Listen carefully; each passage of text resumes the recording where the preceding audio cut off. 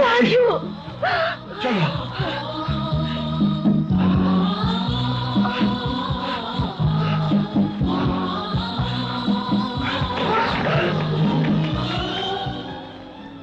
Sir sir time মতো আসছেন sir. এই যে আমার লোকজন রে মাইরা, আমার পোলারে মাইরা, আমাকে মাইরা তুলে লয়ে যেতেছিল ওই রাজু মাস্তান। দেখেন স্যার। রাজু মাস্তান অ্যারেস্ট হিম।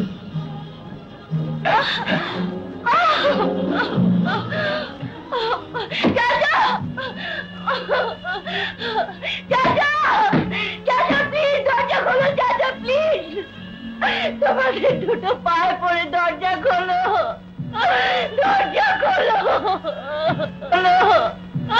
দরজা খোলো। ধরা পড়লে নিজেকে নির্দোষ বলে।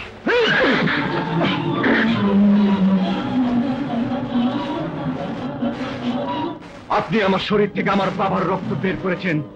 আজ যদি আপনার শরীরে আইনের পোশাক না থাকতো, তবে আপনার শরীর থেকে আপনার বাবার রক্ত বের করে দিতাম।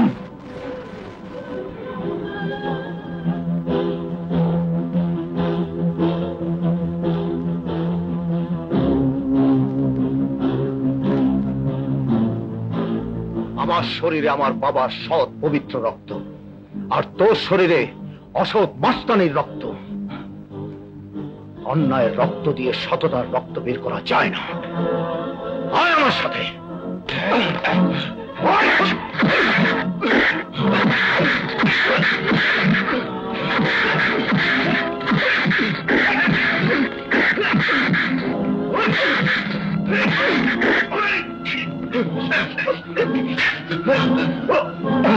না না, এ অন্যায়।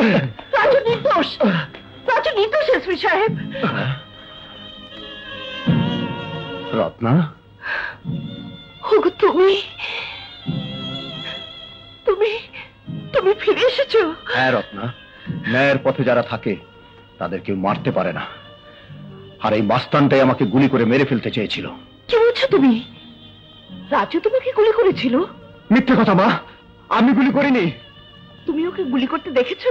না, ও তখন মুখোশ পরা ছিল, কিন্তু ওর নাম আমি শুনেছি। মা, মাগো, তোমাকে ছুঁয়ে কসম খেয়ে বলছি, আমি গুলি করিনি।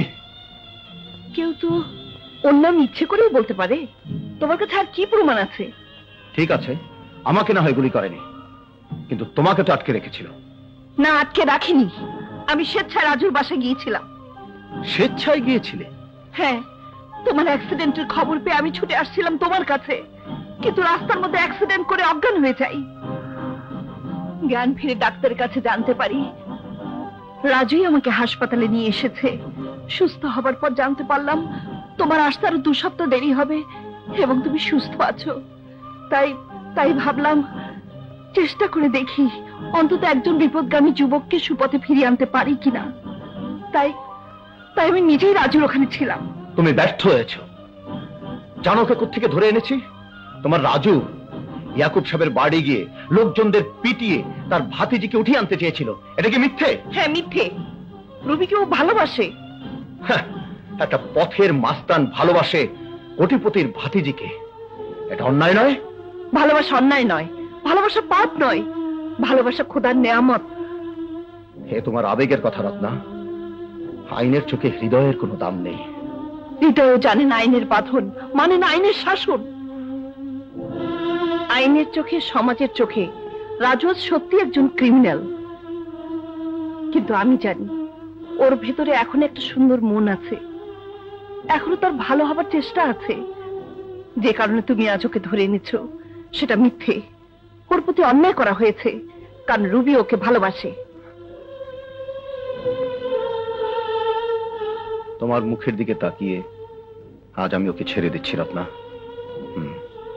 কিন্তু তবু বলছি তুমি ভুল করছো। একজন চোর, একজন অপরাধী, একজন সন্ত্রাসী কখনো ভালো মানুষ হতে পারে না, কখনো না। চলো।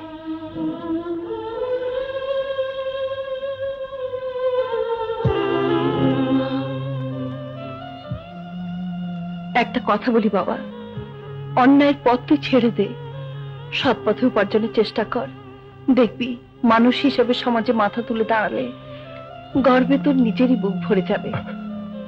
রাজু, তুই ঘরে ফিরে যা। মা, মাগো, জীবনে সব হারিয়ে তোমাকে পেয়েছিলাম, সব দুঃখের মাঝে তোমার আঁচলে একটু শান্তি পেয়েছিলাম, সেই তুমিও আজ আমাকে ফেলে চলে যাবে মা? পাগল ছেলে, একটা নারীর কাছে তার স্বামীর ঘরই যে সবচেয়ে বড় বাবা। আজ যে তোকে ছেড়ে আমাকে যেতেই হবে, তবে তবে যেখানেই থাকি তোর জন্য আমি সব সময় দোয়া করব, দোয়া করব।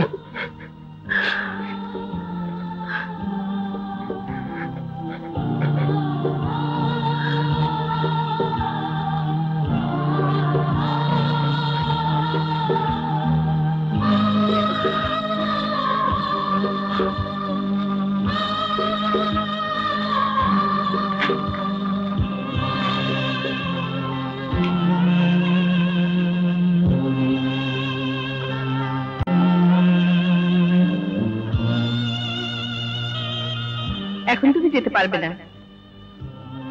লক্ষ্মী ছেলের মতো শেভ করে, গোসল করে, নাস্তা খেয়ে তারপর বাইরে যাবে, এ আমার অর্ডার।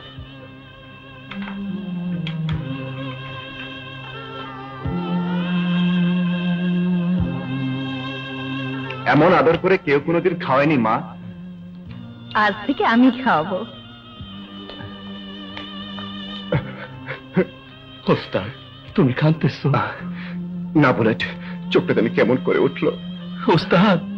লাবু, বুলেট, জ্ঞান হবার পর মাকে দেখিনি, বাবাকে জানি না, বাবা মার আদর স্নেহ মমতা কাকে বলে বুঝতেও পারিনি।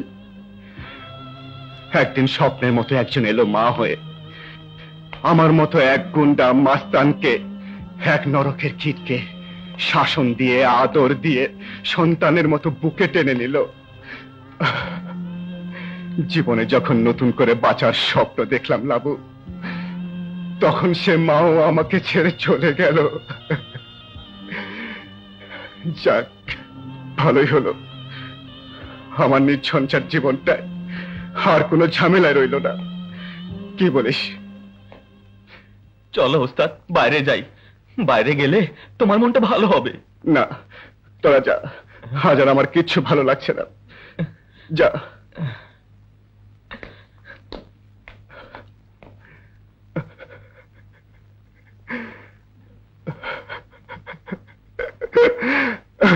মা, মা গো।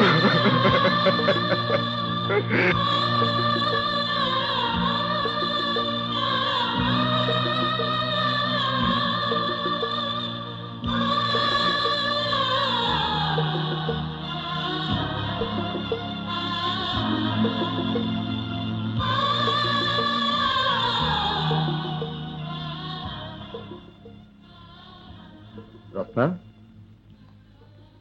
রত্না, কি ভাবছো? রাজুর কথা। জানো, হোটেলের খাবার না ভালো না, তারপরে ওরা হোটেলে খেত, তাই আমি রান্না করে ঘরে খাবার খেতে দিয়েছিলাম। ওদেরটা ওরা ভাববে। কি হলো, খাও। না, খাবার আমার মুখ দিয়ে ঢুকছে না। রত্না, তুমি একজন পুলিশ অফিসারের স্ত্রী, একজন কালপ্রিট ছেলের জন্য না খেয়ে থাকা অন্তত তোমার উচিত নয়। তোমার চোখে ওই কালপ্রিট রাস্তার ছেলের দেয়া রক্ত যে আমার শরীরে বইছে, ওর জন্য আমার জীবন বেঁচে গেছে। আচ্ছা, ওর তো রাস্তায় পড়ে থাকা একজন মহিলার জন্য রক্ত দেওয়া উচিত ছিল না? ওর মতো মাস্তানের তো একজন মহিলার জীবন বাঁচানো উচিত ছিল না? ওর তো আমাকে আশ্রয় দেওয়া উচিত ছিল না? বলো, বলো, উচিত ছিল? রত্না, একটা পথের মাস্তান ছেলে এতগুলো অনুচিত কাজ করতে পারে, আর আমি একজন পুলিশ অফিসারের স্ত্রী হয়ে একটা উচিত কাজ করতে পারবো না? কোনো কৃতজ্ঞতা নয়, কোনো পুরস্কার নয়, কোনো উপহার নয়। আমি জানি ওকে ভাবাটা আমার উচিত হচ্ছে না, কিন্তু কি করব বলো? আমার মাতৃ হৃদয় ওকে পেয়ে যে পরিপূর্ণ হয়েছিল, এখন সেখানে না পাওয়ার বেদনা হাহাকার করছে। আমি যে ওকে ভুলতে পারছি না, আমি যে ওকে ভুলতে পারছি না।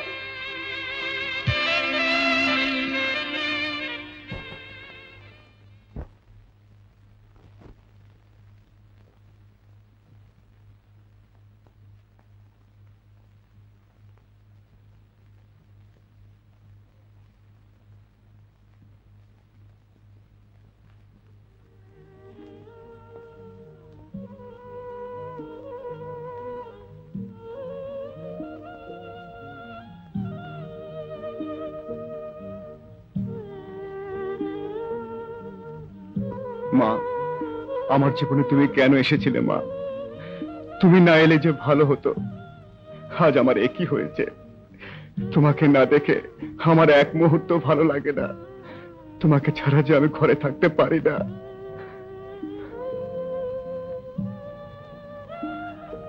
কে? Hands up.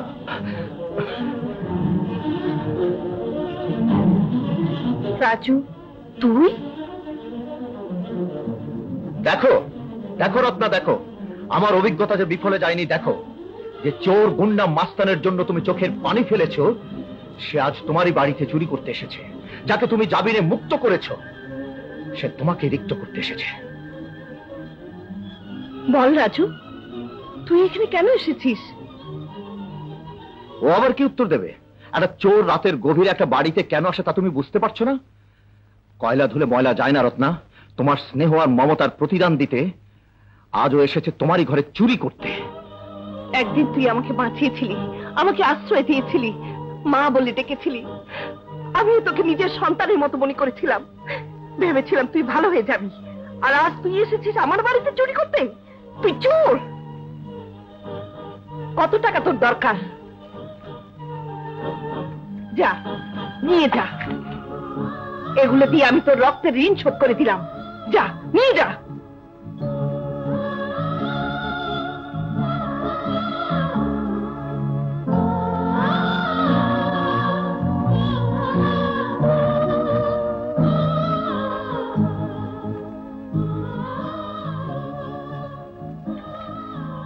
আমি চুরি করতে আসিনি মা, আমি এসেছিলাম তোমাকে একবার দেখতে।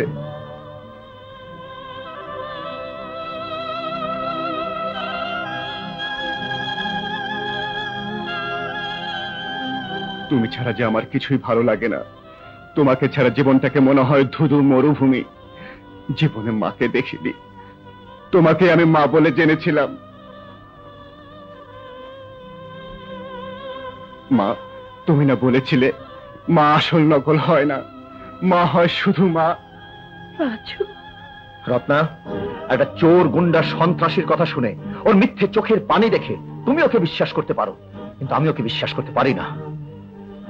আজ আমি তোমাকে শেষবারের মতো বলে দিচ্ছি রাজু, আজকের পর যদি তোমাকে এই বাড়িতে আর দেখি, তবে তার পরিণাম ভালো হবে না।